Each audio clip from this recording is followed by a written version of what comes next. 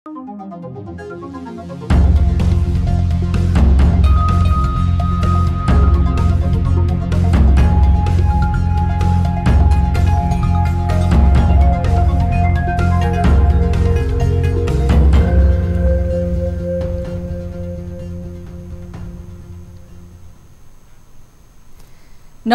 यो news 24 television prime time न्यूजमा स्वागत छ। सत्तारूढ नेपाल कम्युनिस्ट पार्टी भित्रको विवाद चर्कितो छ। कतिपय नेकपा नेताहरूले नै पार्टी फुटको संगारमा पुगेको निष्कर्ष निकालेका छन्। पार्टी अध्यक्ष एवं प्रधानमन्त्री केपी शर्मा ओलीले पार्टी फुटाउने गरी अध्यादेश ल्याउन लागेको पुष्पकमल दाहाल र माधव कुमार नेपाल पक्षको आरोप छ। स्थायी कमिटी बैठक चलिरहेकै बेला गत आइतबार प्रधानमन्त्री केपी शर्मा ओलीले सार्वजनिक मञ्चबाटै भारतले आफूलाई पदबाट हटाउन खोजेको र नेपालकै नेताहरू त्यसमा लागेको अभिव्यक्ति दिए लगतै नेकपाको विवाद सघन बनेको छ। पार्टीभित्रको अन्तर्विरोध साम्य हुनुको साटो झनझन चर्किएको छ। विवाद समाधानका लागि मध्यमार्गी नेताहरू छलफलमा जुटेका छन्, तर शीर्ष नेताहरू नै टसको मस नभएपछि समस्या सुल्झिने भन्दा बढी बढ्न सक्ने अनुमान गर्न थालिएको छ। अब प्राइम टाइम न्यूजका हेडलाइन्स। सत्तारूढ नेकपाको स्थायी कमिटी बैठक शनिबारसम्मका लागि स्थगित। विवाद मिलाउन नेताहरू आन्तरिक छलफलमा। भोलि अध्यक्ष द्वयबीच छलफलका लागि स्थायी कमिटीको बैठक स्थगित गरिएको छ। राष्ट्रपतिद्वारा संघीय संसदको बजेट अधिवेशन अन्त्य। संसद अधिवेशन अन्त्य गरेर प्रधानमन्त्री ओलीले अध्यादेश ल्याउन खोजेको भन्दै नेकपा नेताहरू सशंकित। चौबीस घण्टामा 443 जना कोरोना संक्रमित थपिए। आज डिस्चार्ज हुने 624, हालसम्म 31 जनाको ज्यान गयो।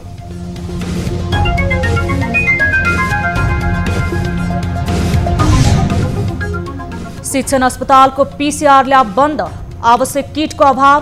बुधबारदेखि सो इच्छाले पीसीआर परीक्षण गर्न पाउने। आजलाई चाहिँ हामीले बाध्यतावश बन्द गर्नुपर्ने अवस्था र नयाँ खेलकुद ऐन लागू भएपछि राखेपको संरचनामै अन्योलता। वर्तमान सदस्य सचिवले भने आफ्नो 4 वर्षे कार्यकाल पूरा गर्न पाउने।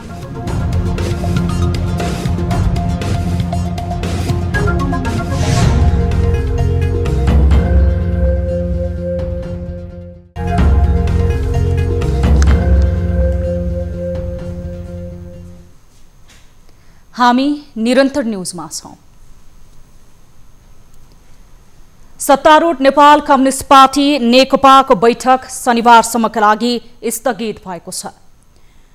प्रधानमन्त्रीको राजीनामा मागेपछि नेकपाभित्रको विवाद चरम उत्सर्गमा पुगेको छ। गुडगत छलफलले तीव्रता पाएसँगै आज बोलाइएको बैठक स्थगित भयो। पार्टी संकटमा परेको नेताहरूले नै बताएका छन्। आज नै संसदको चालू अधिवेशनलाई अन्त्य गर्ने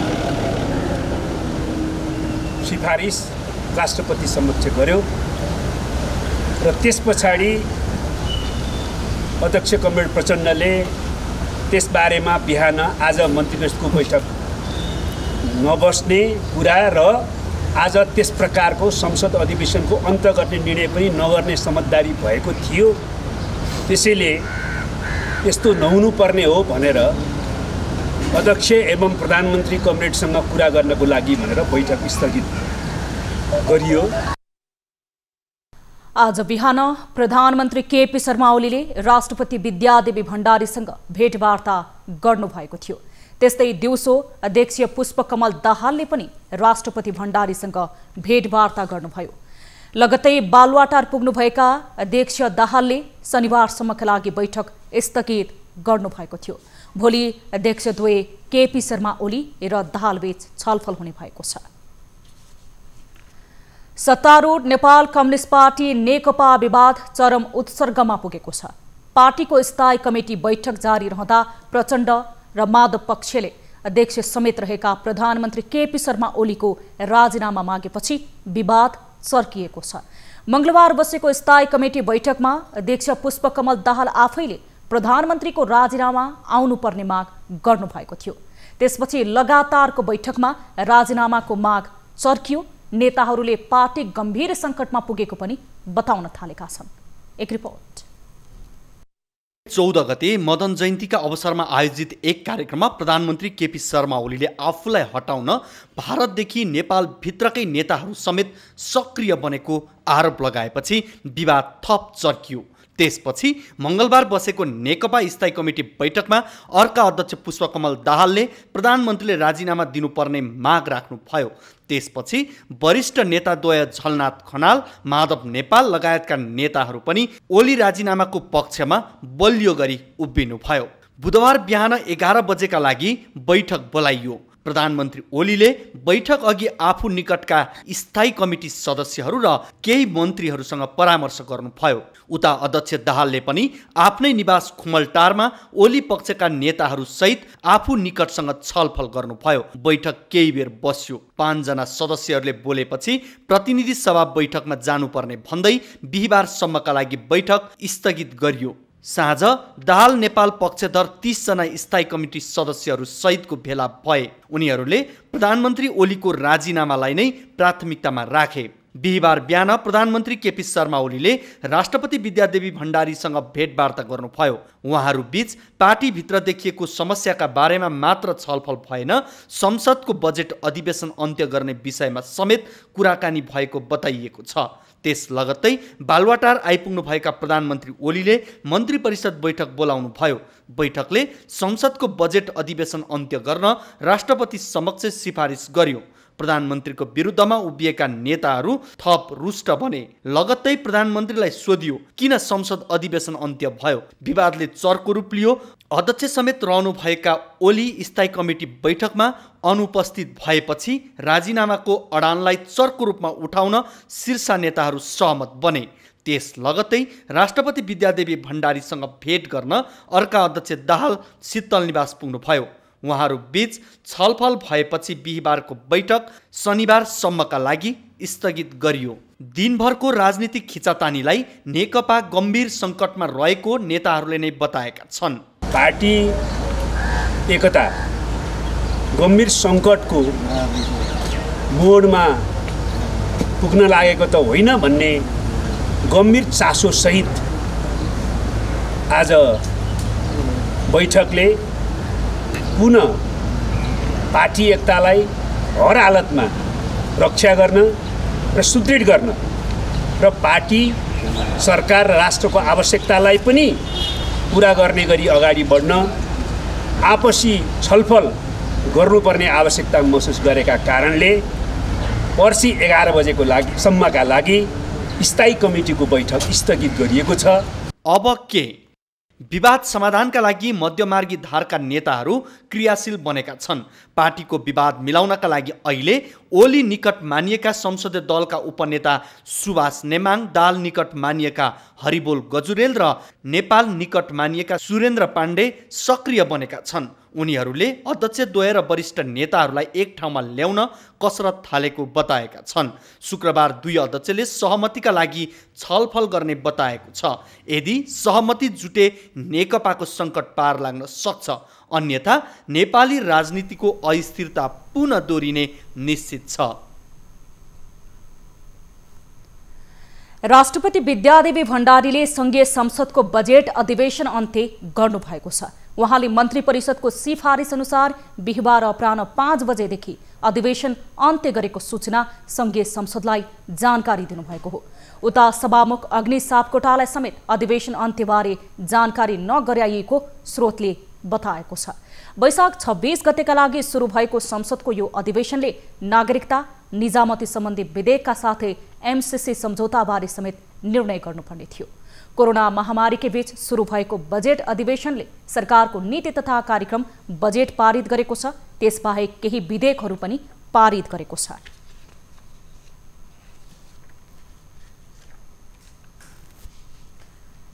नेपालमा कोरोना भाइरस कोभिड-19 संक्रमितको संख्या 14,519 पुगेको छ।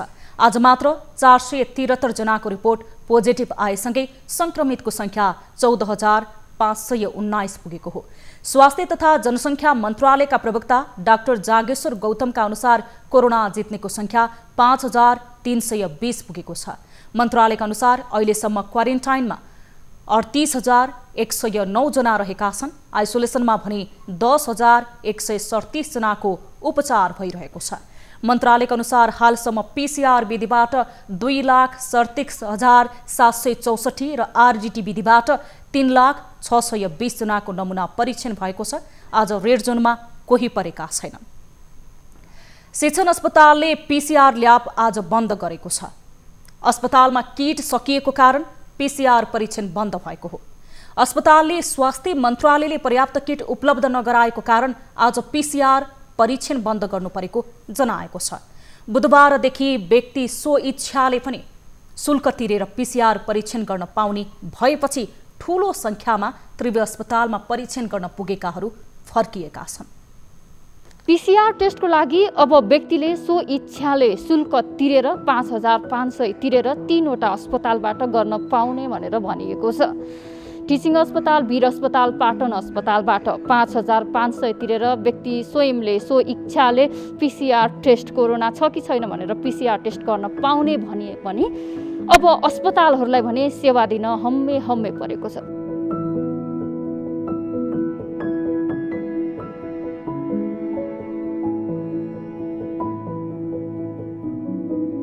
यति बेला हामी शिक्षण अस्पतालमा छौँ। शिक्षण अस्पतालमा आज पीसीआरको लागि स्याम्पल कलेक्सन गर्न बन्द गरिएको छ।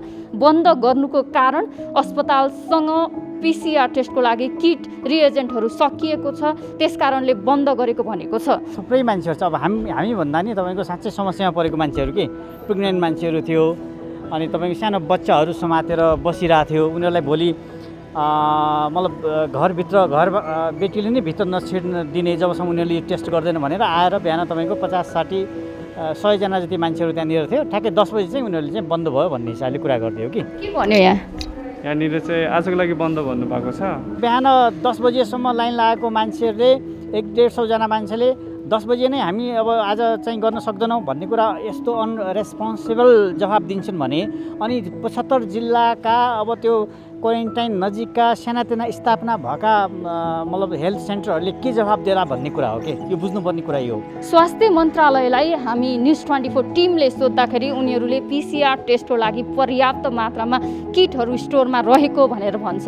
तर अस्पतालहरूमा आउँदा अस्पतालहरू गुनासो गर्छन्, स्वास्थ्य मन्त्रालयले पर्याप्त किटहरू पठाएन र हामीले सेवा दिन सकेनौँ भनिरहेको छ। अनि मैले सम्बन्धित हाम्रो ल्याबमा बुझ्दाखेरि आजलाई चाहिँ हामीले बाध्यतावश बन्द गर्नुपर्ने अवस्था देखिएको छ। हाम्रो माग अनुसार किट्स उपलब्ध हुने हो भने हामी जनता यो सेवामा हामी जुट्न तयार छौँ। स्वास्थ्य मन्त्रालयसँग एकपटक अर्डर गर्दाखेरि 1000 पिस किट अर्डर गर्दाखेरि 5वटा पिस किट दिएर पठाउँछ भनेर अस्पतालले भनेको छ। हामीले हरेक पत्रमा 1500 भनेर माग्ने गरेका छौँ।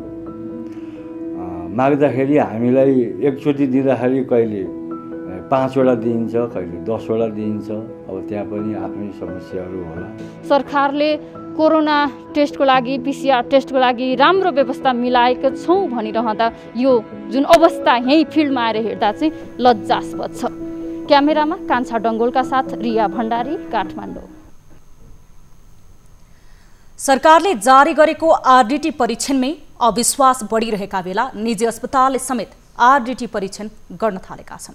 मोरङका कतिपय निजी अस्पतालले अनुमति नै नलिई आरडीटी परीक्षण तीव्र पारेका छन्। उनीहरूले महँगो शुल्क लिएर परीक्षण गरेको तथ्य फेला परेको छ। प्रदेश जनस्वास्थ्य प्रयोगशालाकै प्रमुख डाक्टर जयवेन्द्र यादवले आफ्नो निजी अस्पताल म्याक्स इन्टरनेसनलमा प्रति व्यक्ति 2000 रुपैयाँका दरले आरडीटी परीक्षण गरेको खुलेको छ। सरकारले आरडिटी टेस्टको अनुमति नदिइरहँदाखेरि पनि यो विराटनगरमा रहेका अधिकांश निजी अस्पतालहरूले आरडिटी टेस्ट गर्ने गरेको पाइएको छ। राजधानी काठमाडौँ जाँदा र अन्य जिल्लामा जाँदाखेरि यो आरडिटी टेस्टको रिपोर्ट चाहिन्छ भन्ने भ्रमका आधारमा स्थानीयहरूले चाहिँ आरडिटी टेस्ट गराउन खोजिरहेको र निजी अस्पतालहरूले स्थानीयहरूसँग महँगो शुल्क लिएर आरडिटी टेस्ट गर्ने गरेको पाइएको छ। 7,000 लियो 4 जनालाई। 7,000 लियो 4 जनालाई। 2,000 भनेको थियो तर हामीसँग पैसै थिएन। 7,000 पैसा थियो, त्यसले भयो भने हुन्छ नभए नगरौँला भनेको अनि त्यसले दिएछ। आरडिटी त हामी गरेकै छैन। टेक्निकल त त्यही हो, यो कोरोनाकै हो। पिसिआरमा त्यो एन्टिबडी टेस्ट आरडिटी। यहाँबाट अन्तर्जिल्ला पास जारी गर्छौँ। अन्तर्जिल्ला पास जारी गर्दाखेरि यो आरडिटी रिपोर्ट अनिवार्य भनेर चाहिँ त्यो हेर्ने गरेको छैन हैन। हामीले चाहिँ अन्तर्जिल्ला पास जारी गर्दाखेरि अब जुन तहमा जाने हो त्यहाँको स्थानीय तहको सहमति, त्यसपछि जिल्ला प्रशासन कार्यालयको सहमति लिएर चाहिँ हामीले पास जारी यहाँबाट गर्छौँ। अब यो चाहिँ आरडिटी रिपोर्ट चाहिने भन्ने त्यस्तो अनिवार्य व्यवस्था चाहिँ छैन, हामीले त्यो हेर्ने गरेको चाहिँ छैन। प्रदेश जनस्वास्थ्य प्रयोगशालाका प्रमुखले नै आफ्नो निजी ल्याबमा ल्याएर आरडिटी टेस्ट गर्ने गरेको पाइएको छ। न्युज 24 टेलिभिजनका लागि तारा आचार्य, विराटनगर। काठमाडौँमा 7 दिनसम्म चलिरहेको सत्याग्रहलाई निरन्तरता दिँदै पोखरामा पनि आजबाट सत्याग्रह सुरु भएको छ। पोखरामा 2 जना युवा हातमा संविधानको धाराका बुदाहरू लिएर काठमाडौँमा जारी सत्याग्रहलाई समर्थन गर्दै बसेका छन्। पीसीआर सहित परीक्षणको दायरा बढाउनुपर्ने, पारदर्शिता बढाउनुपर्ने उनीहरूको माग छ। यहाँ हाम्रो सत्याग्रह भनेर हामी सुरु गरेको छौँ। योभन्दा अगाडि पनि हाम्रो यहाँ पोखरा काठमाडौँदेखि नै सुरु भएको युवा आन्दोलन, युवा प्रदर्शन जुन चाहिँ कोरोना ट्रिटमेन्टको लागि राम्रोसँग हुनु पर्यो भनेको सरकारले जति पनि एनर्स गरेको छु भनेको तर भएको छैन नि त। क्वालिटी क्वारेन्टाइन भएको छैन अनि मान्छेहरूले राम्रोसँग राहत पनि पाएको छैन, निम्न वर्गहरूले पनि राहत पाएको पनि छैन नि त राम्रोसँग। अनि त्यसको लागि सुरुमा चाहिँ हामीले युवा प्रदर्शन गर्यौँ। सत्याग्रहमा बसेकाहरूले कसैको विरोध वा समर्थनमा नभई स्वास्थ्य क्षेत्रमा भएको बेतिथिका विरुद्ध आवाज उठाएको बताएका छन्। भरतपुर महानगरपालिकाको नारायणगढ बजार क्षेत्रमा फोहोर नउठ्दा बजार नै दुर्गन्धित बनेको छ। लगातारको वर्षाले गर्दा पानी बगेर हिलो जमेपछि बजारमा हिँडडुल गर्न समेत समस्या हुन थालेको छ। एक रिपोर्ट। भरतपुर महानगरपालिका भित्रको फोहोर लामो समयसम्म व्यवस्थापन हुन नसक्दा दुर्गन्ध फैलिन थालेको छ। सर्वसाधारणले गुनासो गरे पनि डम्पिङ साइट नभएको गैर जिम्मेवार जवाब महानगरबाट आउने गरेको छ।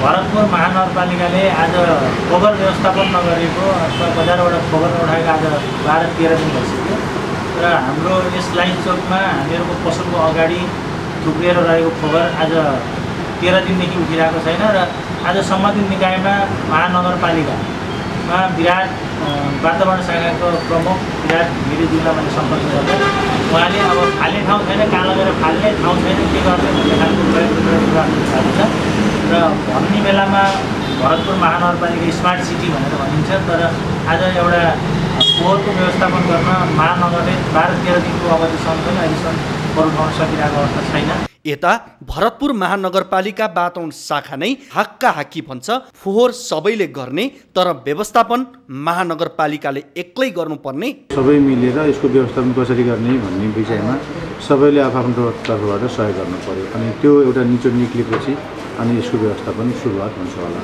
अहिले तत्कालै भोलिबाट अहिलेबाट हुन्छ भन्ने सकिँदैन।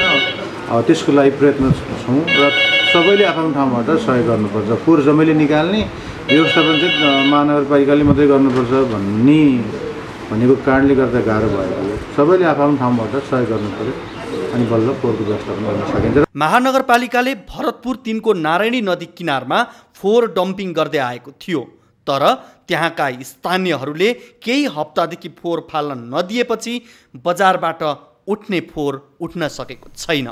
चितवनबाट टिभी जर्नलिस्ट शरद आचार्य, केदार शर्माको रिपोर्ट। अब बिजनेस न्यूज।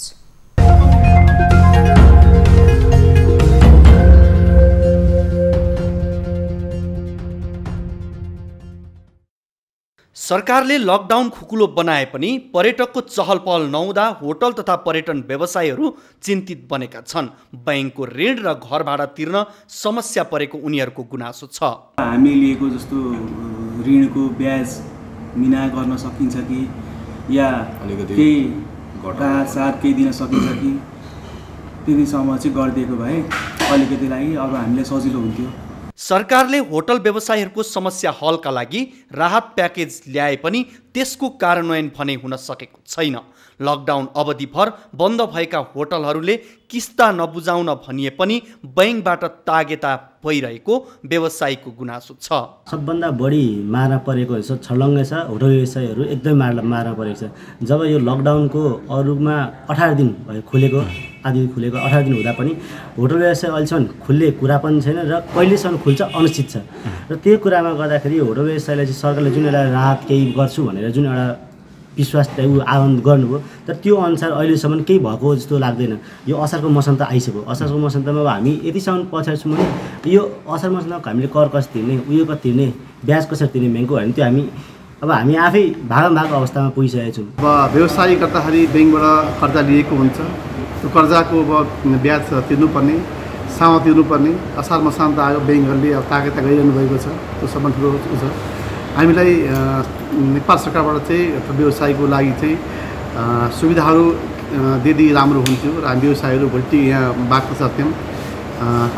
कस्तो सुविधा भन्दाखेरि चाहिँ हामीलाई ब्याजमा छुट अथवा त्यो घरबाट छुट, करमा छुट, यी कुराहरू जति अहिले त हुन त केही आएका छन्, तर त्यो अपुग छ, त्यति पुगिरहेको छैन। इटरीमा अहिले साना तथा सुविधा सम्पन्न गरी 350 वटा होटल तथा लज छन्। नयाँ होटलहरू पनि थपिने क्रममा छन्। यो अवस्थामा नयाँ खोल्ने तयारी भएका होटलहरू पनि अन्यलमा छन्। सुनसरीबाट टिभी जर्नलिस्ट मनोज काफ्लेको रिपोर्ट।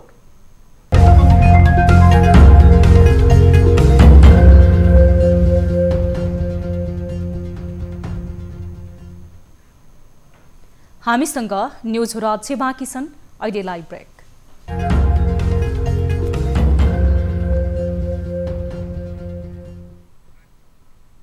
हामी निरन्तर न्युजमा छौँ।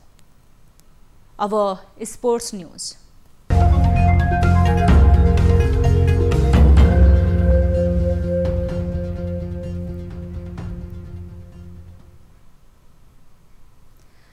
राष्ट्रिय खेलकुद विकास ऐन 2077 कार्यान्वयनमा आइसके खेलकुद ऐन 2048 स्वतः खारेज भएको छ। तर नयाँ ऐन अनुसार नेपाली खेलकुदको सर्वोच्च निकाय राष्ट्रिय खेलकुद परिषद राखेपमा व्यापक फेरबदल हुने देखिएको छ, जसले राखेपको हालको संरचना नै कस्तो हुने भन्ने अन्योलता छाएको छ। एक रिपोर्ट। राष्ट्रिय खेलकुद विकास ऐन 2077 कार्यान्वयनमा आएको छ। संघीय संसदका दुवै सदनबाट ऐन पास भएपछि राष्ट्रपति विद्यादेवी भण्डारीले गत असार 11 गते ऐन प्रमाणीकरण गर्नुभएको थियो। प्रमाणीकरण भएको 7औं दिनदेखि लागू हुने ऐनमा उल्लेख भए अनुसार कार्यान्वयनमा आएसँगै राष्ट्रिय खेलकुद परिषद राखेपमा अन्यल छाएको छ। खास गरी झण्डै 3 दशकपछि बनेको नयाँ ऐनमा नेपाली खेलकुदको कार्यकारी निकायको रूपमा रहेको राखेपबाट धेरै जसो अधिकार युवा तथा खेलकुद मन्त्रालयतर्फ सारिएको छ, जसका कारण राखेपको संरचना नै अन्यलमा परेको हो। ऐनको दफा 8 को उपदफा 1 को कमा परिषदका मनोनित सदस्यहरूले अध्यक्ष समक्ष लिखित राजीनामा दिएमा पद रिक्त भएको मानिने उल्लेख छ। त्यस्तै ऐनको दफा 58 को उपदफा 1 मा खेलकुद विकास ऐन 2048 खारेज गरिएको छ। उपदफा 2 मा खेलकुद विकास ऐन 2048 बमोजिम भए गरेका काम कारबाही यसै ऐन बमोजिम भए गरेको मानिने उल्लेख छ। त्यस्तै उपदफा 3 मा खेलकुद विकास ऐन 2048 बमोजिम स्थापित राखेपको चल अचल सम्पत्ति तथा दायित्व परिषदमा सर्नेछ र सो परिषदमा कार्यरत कर्मचारीहरू यस ऐन बमोजिमको परिषदको कर्मचारीको रूपमा रहने व्यवस्था छ। यता अहिले रहेका उपाध्यक्ष, सदस्य सचिव र अन्य सदस्यहरूले आफ्नो पदावधि पूरा गर्न पाउने र नयाँ नियुक्तिका हकमा भने नयाँ ऐन अनुसार हुने युवा तथा खेलकुद मन्त्री जगत बहादुर सुनार विश्वकर्माले यसअघि नै बताएका थिए। अहिले राखेपको सदस्य सचिवको भूमिका रमेश कुमार सिलवालले सम्हाल्दै आएका छन्। तर अब नयाँ ऐन आएसँगै सदस्य सचिवको एकल अधिकार कार्यकारी समितिमा सार्ने राखेपो जस्तै संयन्त्र प्रदेश र स्थानीय तहले निर्माण गर्न सक्ने लगायतका प्रावधान ऐनमा छ। राखेपो कार्यकारी समितिमा खेलकुद मन्त्रालयको खेलकुद महाशाखा प्रमुख, खेलकुद परिषदका सदस्यहरू मध्येबाट परिषद अध्यक्ष रहेका युवा तथा खेलकुद मन्त्रीले मनोनित गरेका 2 जना, परिषदले मनोनित गरेका 2 जना सदस्यका रूपमा रहन्छन्। खेलकुद परिषदको प्रशासन महाशाखा प्रमुखले सचिवको जिम्मेवारी पाउनेछन्। साथै राखेपोको हाल रहेको 23 सदस्यीय बोर्डलाई 30 सदस्यीय बनाउने र परिषदमा प्रदेश स्तरका खेलकुद सम्बन्धी संरचना प्रमुखदेखि नेपाली सेना, नेपाल प्रहरी र निजी क्षेत्रका प्रतिनिधिलाई समेत सदस्यका रूपमा राख्ने व्यवस्था थपिएको छ। विश्वविद्यालयहरूको खेलकुद विभागका प्रमुख, खेलकुद मन्त्रालयको महाशाखा प्रमुख, राष्ट्रिय तथा अन्तर्राष्ट्रिय खेलाडी, ओलम्पिक कमिटी लगायतको सहभागिता सुनिश्चित गरिएको छ। अब राखेपको सदस्य सचिव बन्नका लागि स्नातक तह उत्तीर्ण गरी खेलकुद क्षेत्रमा कम्तीमा 5 वर्षको अनुभव भएको र 30 वर्ष उमेर पुरा भएको हुनुपर्ने गरी योग्यता तोकिएको छ। अब अनुला महर्जनको साथमा फटाफट न्यूज।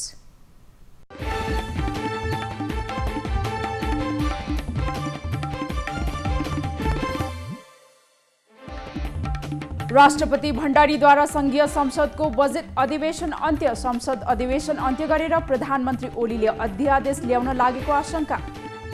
ओली बैठकमा नआएपछि नेकपा स्थायी कमिटी बैठक रोकियो। सचिवालय नेताहरू आन्तरिक छलफलमा। 24 घण्टामा 473 कोरोना संक्रमित थपिए। आज डिस्चार्ज हुने 624। हालसम्म 31 जनाको ज्यान गयो। आज शिक्षण अस्पतालको पीसीआर ल्याब बन्द। आवश्यक किटको अभाव। बुधबारदेखि स्वेच्छाले पीसीआर परीक्षण गर्न पाउने। साउन 7 गतेसम्म हवाई उडान र सीमा नाका बन्द गर्ने सरकारको निर्णय। खाद्य वस्तु तथा मालवाहक ढुवानीलाई भने सहज गरिने। काठमाडौँको लाजिमपाटमा अनुमति बिना ड्रोन उडाउने 4 जना पक्राउ। मार्चिङ एन्ड प्रालीका कर्मचारी 31 वर्षीय रवि साकेसहित 4 जना प्रहरी नियन्त्रणमा। कोरोना संक्रमितको मृत्यु भए पनि काठमाडौँको स्टार अस्पतालका सेवा सुचारू। अस्पतालको गेटमा फेबर क्लिनिक समेत सञ्चालनमा। बारामा चट्याङले 4 महिलाको मृत्यु, 7 जना घाइते। घाइतेको वीरगञ्जमा उपचार हुँदै। कार्यविधि अपनाएर सञ्चालन गर्न दिने आश्वासनपछि रोकियो ट्याक्सी व्यवसायीको आन्दोलन। विज्ञप्ति जारी गर्दै हाललाई आन्दोलनका सबै कार्यक्रम फिर्ता भएको जानकारी। उपचार अभावमा मृत्यु भएका राजु सदाको न्याय माग्दै जनकपुरमा आज पनि प्रदर्शन। प्रहरीद्वारा हवाई फायर र अश्रु ग्यास प्रहार। गोर्खामा टिप्परको ठक्करबाट घाइते 1 सैनिकको मृत्यु। मृतक रणसिंह दलगनमा कार्यरत पालुङटारका प्रेम फरियाद। 1 जनामा कोरोना संक्रमण देखिएपछि ललितपुर गोदावरीका बजार तथा पसल बन्द। संक्रमितका सम्पर्कमा रहेका व्यक्तिको स्वाब परीक्षण हुँदै। दाङमा 3 दिनदेखि इनारमा फसेका 36 वर्षीय सुरज शाहको मृत्यु। सशस्त्रले निकाल्यो शव। बागलुङको ताराखोलामा बलात्कारको आरोपमा 1 युवक पक्राउ। 21 वर्षीय रेशम वन प्रहरी नियन्त्रणमा। सल्यानको त्रिवेणी गाउँपालिका 4 को वडा कार्यालयमा स्थानीयले गरे तालाबन्दी। मध्यरातमा वडा अध्यक्ष महिलासँग कार्यालयमै भेटिए। प्युठानमा सलहले बाली नालीमा क्षति पुर्याउन थाल्यो। बारीमा आगो बालेर धुवाँ उडाउँदै मादल बजाएर सलह भगाउन जुटे किसान। वैदेशिक रोजगारीमा गएका तर विदामा स्वदेश फर्किएका नेपालीलाई पुनः विदेश जान पाउने प्रोटोकल पालना गरेर पुनः श्रम स्वीकृति दिन निर्देशन। बिहिबार 6% नेप्से घटेपछि सर्किट ब्रेक। पटक पटकको सर्किट ब्रेकपछि कारोबार बन्द। कोरोना प्रभाव र लामो लकडाउनका कारण प्रदेश एक सरकारको आय समेत प्रभावित। प्रदेश सरकारले तय गरेको करको लक्ष्य अनुरूप प्राप्त नहुने। नयाँ खेलकुद ऐन लागू भएपछि राखेपको संरचनामै अन्यल। वर्तमान सदस्य सचिवले भने आफ्नो 4 वर्षे कार्यकाल पूरा गर्न पाउने। विश्वमा कोरोना संक्रमितको संख्या 1 करोड 8 लाख नाग्यो। 5,19,000 बढीले ज्यान गुमाए। अमेरिका सबैभन्दा बढी प्रभावित। बोत्सवानामा 100 हात्तीहरू मृत फेला। डेल्टा क्षेत्रमा 350 भन्दा धेरै हात्ती मृत भेटिए। हात्तीको मृत्युबारे अनुसन्धान जारी। हङकङमा 30 लाख नागरिकलाई बेलायतमा नागरिकता आवेदनको अधिकार दिने। स्वतन्त्रता गुमाएकालाई बेलायतले स्वागत गर्ने प्रधानमन्त्री जोन्सनको घोषणा। र म्यानमारको पत्थरखानीमा गएको पहिरोमा परि मृत्यु हुनेको संख्या 113 पुग्यो। अन्यको उद्धार जारी। केही मानिस पुरिएको हुन सक्ने अनुमान।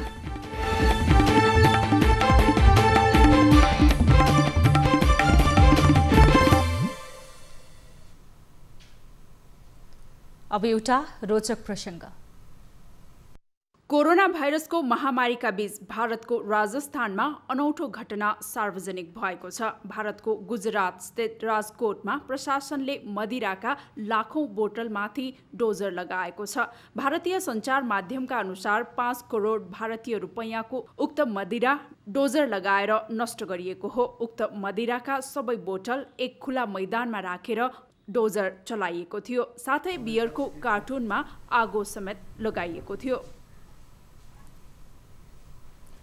प्राइम टाइम न्यूज सक्नु अघि अहिलेसम्मका हेडलाइन्स पुनः एकपटक।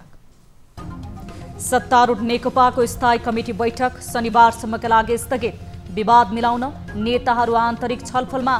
भोलि अध्यक्षद्वयबीच छलफल। 11 बजेको सम्मका लागि स्थायी कमिटीको बैठक स्थगित गरिएको छ। राष्ट्रपतिद्वारा संघीय संसदको बजेट अधिवेशन अन्त्य। संसद अधिवेशन अन्त्य गरेर प्रधानमन्त्री ओलीले अध्यादेश ल्याउन खोजेको भन्दै नेकपा नेताहरू सशंकित।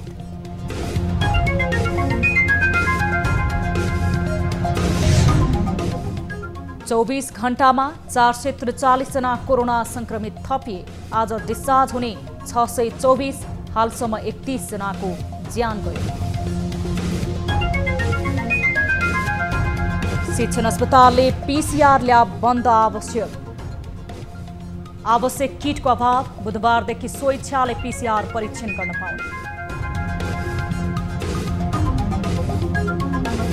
आजलाई चाहिँ हामीले बाध्यतावश बन्द गर्नुपर्ने अवस्था र नयाँ खेलकुद ऐन लागू भएपछि राखेपको संरचना अन्योलमा। वर्तमान सदस्य सचिवले भने आफ्नो 4 वर्षे कार्यकाल पूरा गर्न पाउने।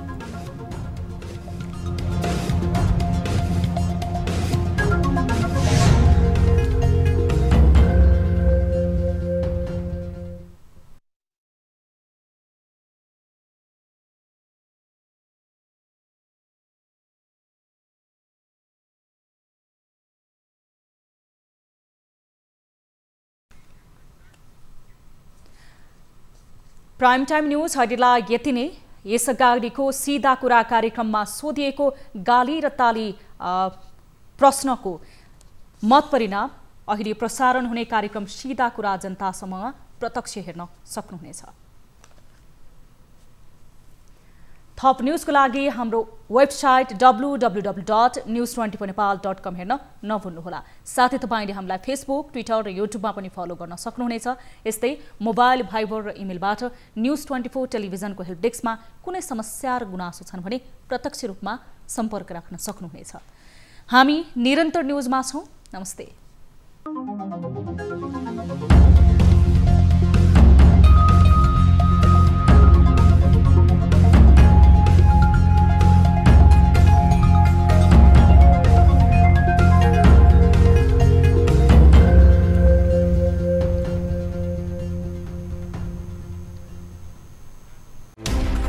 कोरोनाले सिर्जना गरेको संकटमा पल पलका न्यूज अपडेट र हर क्षेत्रको कभरेजका लागि न्यूज 24 नेपाल युट्युब च्यानललाई सब्स्क्राइब गर्नुहोला।